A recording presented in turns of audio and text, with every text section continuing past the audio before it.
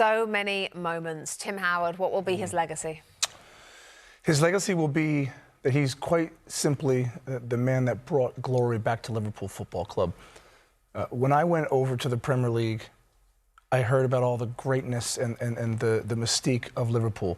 But everything I saw was grainy footage. It was all older. It was 70s and 80s and 90s, and they couldn't figure it out. They couldn't quite crack the code of the Premier League.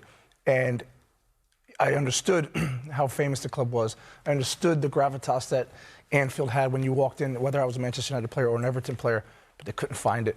They just couldn't find it. They hired managers, they fired managers, they overspent on players, they didn't have the right system.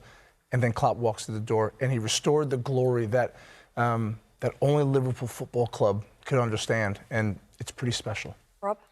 Yeah, it's a great point by Tim. All of Liverpool's greatness was in the past, and he's brought it back to the future, Rebecca. And Liverpool have always had great players, but they never had great teams. He's recreated a winning culture back into the football club. What's his legacy? His legacy is heavy metal football will be forever known as a style of football that he brought to this football club, to this league, and won a title. I've got gegenpress was a new word. Gegenpress, what's that all about? The counter press to win the ball back in the opposition's half was something he brought to the football club. I've talked about the hugging. Nobody hugs. Managers hug now players when my day, a quick pat on the back and you move on. The other thing I've got is the personality, the relationship that he's had with that. The fist pumps, the grins, the teeth grinds, the facial expressions, the personality. That is the legacy that he's left. And the Premier League is a poorer place for Jurgen Klopp leaving. Tim, we've talked about before the legacy, what will be the legacy of Pep Guardiola in terms of the effect he's had on English football. You see teams, you know, in the local dog and duck pub who's trying to play out from the back, right?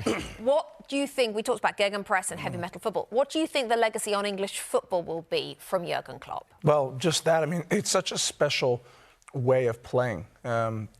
Teams do it differently now, of course, as you just mentioned, but no one quite does it like Liverpool. The high press, the midfield three and then the front three, and all talented players across the pitch, the fullbacks flying forward. Like there are iterations of that, but no one quite does it the way Robbie Earle described it. And when I think of Klopp as well, a lot of managers come through the door, but very few leave as figureheads. And when you think of Paisley and Shankly and Dalglish, Pep, Sir Alex Ferguson, Wenger, those are figureheads of football clubs, and it's more than just wins and losses, and that's who he is.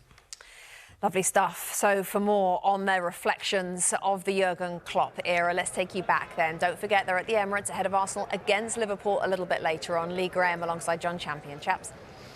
Yeah, and it just strikes us that there's an interesting comparison to be made between the current Liverpool 2.0, as Jurgen Klopp has now christened them very appropriately, and Liverpool 1.0, which was the side that 4 years ago was winning the Premier League and 5 years ago the Champions League.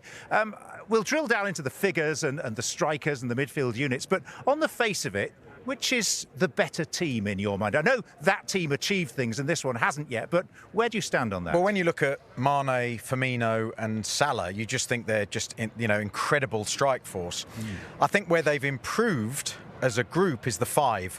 I think the average of the quality of the players that they've got in there that can rotate, they're not quite as reliant on Salah, for instance, now as they were back then, and he's been missing for the last few weeks, and they haven't missed a beat. So I think that the squad evolution and the quality of that squad that keeps that continuity, which is all important if you're going to put up a title challenge, I think has been the big improvement in that version of from Liverpool 1.0 to 2.0. I mean, we've got a graphic that looks specifically at the goal-scoring output, and it shows that, in fact, that is ahead now of what it was in that side that won the Champions League. To put it into a clearer perspective, the forward players, the group, Salah, Firmino, Mane, Origi, Minamino, people like that, scored 80 goals that season between them. This season, the five that have played in the forward positions have scored 59 already. So on that ratio, they'd be in the 90s this year in terms of goals scored. And that's, we talk about his legacy and what he's built and how well that team did, and obviously the trophies that it won. And now we've got the 2.0 and how that changes. I think with managers, you're always looking at the instant and can you win something? Well, he's done that. He came and made Liverpool great again. But he's now developed another team, and I think that the legacy of managers in history, you'll always look at them and say, what's the hardest thing to do? Yeah, win something. But what's the next difficult thing is to then rebuild again. Sir Alex Ferguson was a master at it. Arsene Wenger struggled a little bit, although he went on to the Invincibles, a bit of a dip, then the Invincibles. But in general, the building of the second team or the third team is always the hardest. What he's done now with this team now and put them on the edge of being successful is incredible. And that for me, the fact that he's won something and then he's come back and built another team is what he's all about. And briefly, Graham, we've talked strikers, but I mean the midfield is another point of comparison, isn't it? The pressing unit.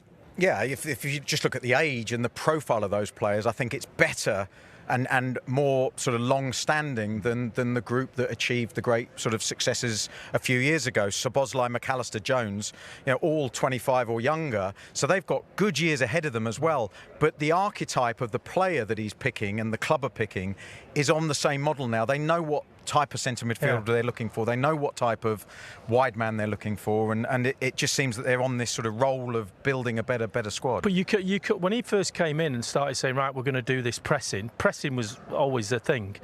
But you can't do that with older players. So he's had to reinvent the way they played after that, and now he's gone back to pressing like they do. So that's why they were starting to see that success again. And Rebecca, aside of the success of the current midfield, there was a lovely line after the back of Liverpool-Chelsea the other night. Of course, McAllister and Szoboszlai outshining Caicedo and Fernandes. And there was a newspaper that said, McAllister wakes up on Thursday morning with $280 million in his pocket. Brilliant stuff.